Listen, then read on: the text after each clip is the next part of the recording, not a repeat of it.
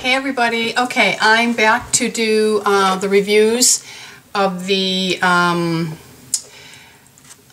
Maybelline Fit Foundation, L'Oreal Magic Smooth Souffle Foundation, and Revlon's ColorStay Aqua. Now the reason why I'm doing these three is they are all drugstore brands, and I thought that I would give you my opinion for my skin type, which is aging, normal to dry combination skin. And I have very fine lines.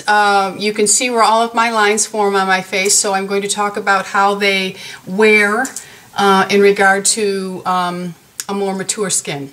Okay, the first one I'm going to go over is the L'Oreal Magic Souffle, Smooth Souffle. It is comparable, which I have not used, to the CoverGirl Dream Mousse Foundation, or I think it's CoverGirl, that everyone talks about. Okay, it runs about $17. It is a cream foundation. This is the color Creamy Natural. Doesn't really have a smell. As far as texture, in application with hands, it goes on somewhat smooth, but it gets almost like a fuzzy feel to it. It dries down on my skin a little matte. With an application of a brush, it looks no better. Would I recommend this for a mature skin? I would not, unless you are someone who has very few lines on your face and you have a mature skin that is more an oily combination skin. I did not like this foundation. I did not like the finish. I did not like the wear of it. I'm sorry, I tried very hard to like it because it is affordable for most people, but this is my opinion and my opinion only. It may work very well for you. So if you are willing to invest the $16, I think it's $16.99, it can be purchased at, I bought this at Target, but I'm sure it's available at all drugstores and Walmart and such. If you are willing to invest the $16.99 to try it, you may have better luck than I did. I did not like it. I will not buy it again. Okay, the next foundation that I'm going to review is the Revlon ColorStay Aqua Mineral Makeup. It comes with its own little brush on the top. You pop it up. The brush is absolutely useless, but if you can't afford brushes, then I don't think it's that bad of a brush. I did apply it with their brush and my brushes.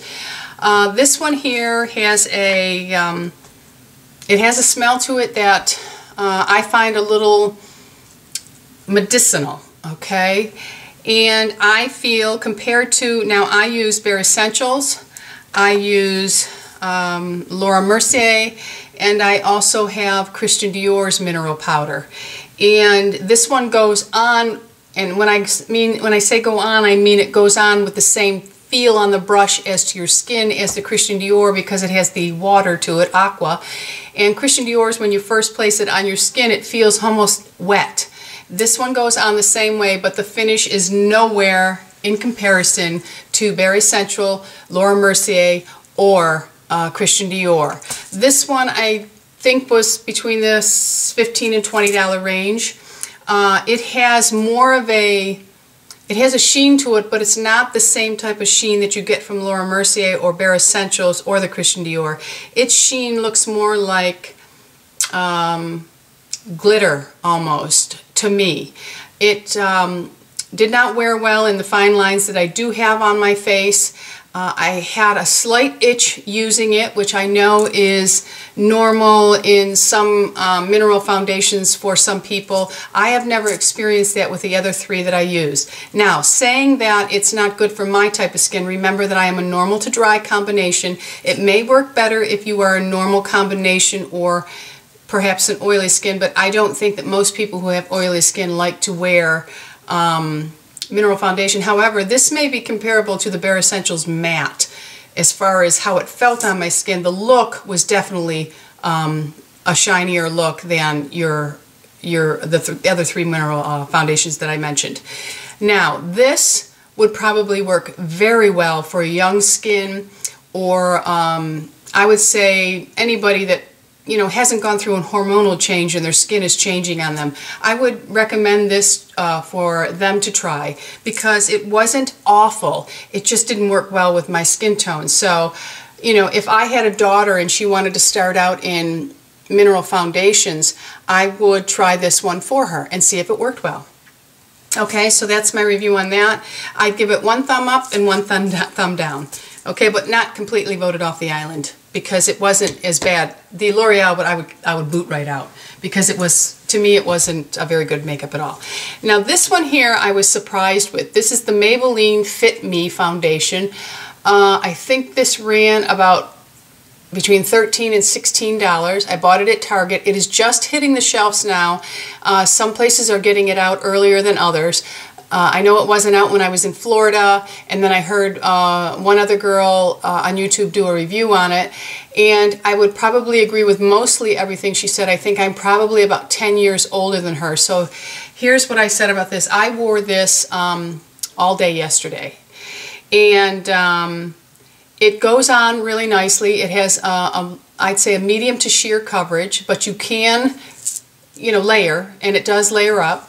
It is, if you are familiar with the Chanel Vita Lumiere or the Dior nude skin that I wear, the finish, you don't get the same finish when you layer with this one as you do that, but I wouldn't expect to. I think this was even cheaper. This might have been $8. Maybe it was $8. It's not expensive, I know that. Okay, application goes on fine. It goes on nicely with your hands if you don't have a brush, and I did a stippling effect with my kabuki brush and it went on very well. Didn't feel drying, anything like that. Doesn't have an odor to it that would be annoying. This color is number 130, which is buff beige. My only complaint about this is it did not wear well. It gathered in all of my fine, in my beautiful marionette lines, and these are beautiful ladies, they're beautiful. In my beautiful marionette lines and the very fine lines around my eyes. Now, I am a person that takes my foundation up and around my eyes. I have my furrow lines here that it gathered in between there, and my other 2 foundations, I must be honest, don't do that. So I would say that the wear is not fabulous, but not awful. But I'd say if you really if you're on a budget and you can't really afford the expensive ones, this is not a bad foundation for the price. And considering that it's made by Maybelline, I think they've done a good job with this one. So this is one definitely for young skins. I mean, this is this is probably the closest you're going to find to a higher end. It's really a nice liquid foundation, so you can give that a try. And that's my review on those 3 foundations. Remember, this is only my experience, my opinion for my skin type, but I really do think that if you have a more mature skin, your skin would probably react the same as mine did. But for a younger skin, or if you have a daughter that is looking for great foundations, I wouldn't recommend the L'Oreal cream foundation, but I may just be the type of person that doesn't like that. I think I'm going to have to get that Dream Whip Mousse and see what the big thing is on that and see if it works for me. But anyway, that's my review on those 3 foundations. If you have any questions that I didn't answer during this review, go ahead and make a comment and I'll get back to you as soon as possible.